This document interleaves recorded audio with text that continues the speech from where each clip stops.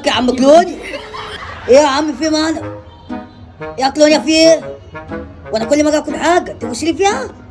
عينك يا اسطى عايزك بص بعيد عشان اعرفك. انا خلصت الطبق الرز بتاعي معلش ممكن معلقه. لا يابا انزل لامك خلينا نحط لك طبق رز، فاهم؟ وده بتاعنا.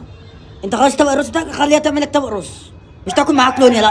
معلش يا فؤاد معلش والله يا معلقه امي مش هترضى تديني يا اسطى. انا كنت طبق وطبق معلش هي معلقه. لا والله لو عيطت ما هديك يا كلونيا. طب والله يا كلونيا لو عيطت ما هديك. يعني انا وانا الاكل بتاعي اديلك ازاي؟ التعبيط. طب انا اعمل ايه؟ اضحك عليه اقول لي ده الواد بلحه كان بينادي عليك هنا. ده الواد بلحه كان بينادي عليك هنا. بجد والله. ده يا لهوي. ايه ده؟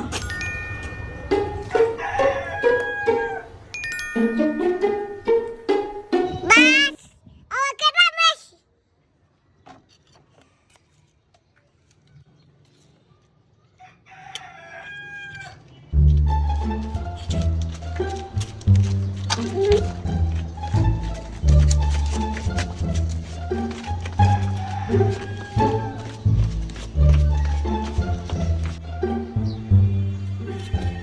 هو فين الواد ده؟ الواد كلها شكله بيضحك عليا ولا ايه؟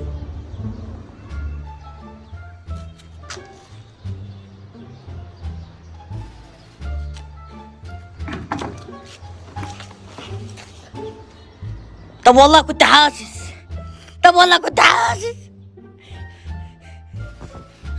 والله كنت حاسس.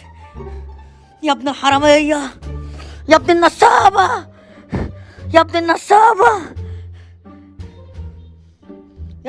يا كلونيا. الواد تالت مرة يعملها فيا. برضه امبارح ماما كانت عاملة محشي، صبيت لي طبق محشي جايب اكل، كلت منها سبعين فقط لا غير. يا دوبك دخلت الحمام اضرب قلتين طلعت لقيت الطبق متاكل.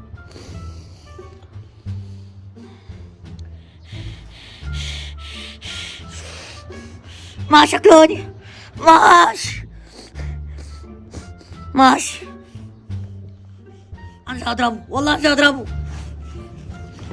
ايوه يا عم. ايه يا ابن المجنونه